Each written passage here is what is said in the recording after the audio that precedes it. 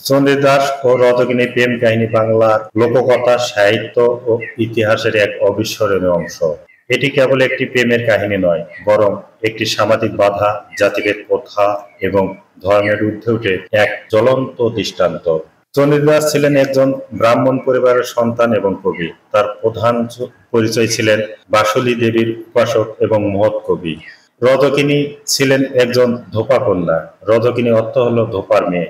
তার প্রকৃত নাম ছিল রানী। প্রেমের সূত্রপাত জনশ্রুতি অনুযায়ী 14 শতকের শেষ ভাগের ঘটনা এটি। চৌধুরী দাসের বাড়ি ছিলেন মাগুরার শালিখা উপজেলার ধোপাখালী গ্রামে। সেখানে ফটকি নদীর ধারে রজকিনীর বাড়ি ছিলেন। রজকিনী প্রতিদিন এই নদীর ধারে কাপড় ধুতে আসতেন। চণ্ডীদাস তিনি ব্রাহ্মণ জমিদার পরিবারের সন্তান ছিলেন। তিনি রজকিনীর রূপে মুগ্ধ হয়ে যান। প্রতিদিন মাছ ধরা ছলে বড়শি দিয়ে নদীর ধারে বসে থাকতেন।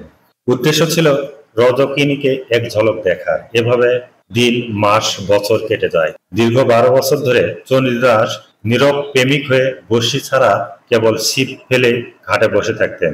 তিনি কখনো নিজে থেকে রজকিনীর সাথে কথা বলার চেষ্টা করেননি। 12 বছর পর একদিন রজকিনী এই নীরবতা ভাঙ্গান।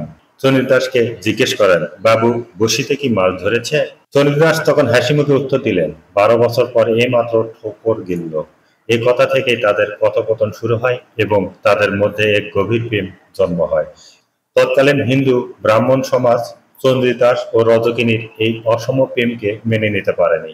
ব্রাহ্মণ সন্তান চণ্ডীদাস এবং ধোপাকন্যা রজকিনীর প্রেমকে সমাজের চোখে ছিল চরম অপরাধ।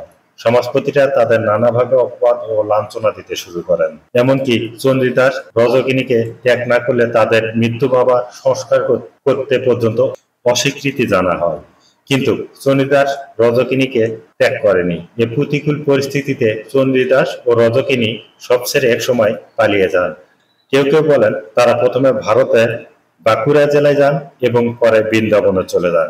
এরপর তাদের নির্দিষ্ট কোনো খবর পাওয়া যায়নি। এদিকে তাদের পরিবারগুলোকে সমাজচ্যুত করা হয়।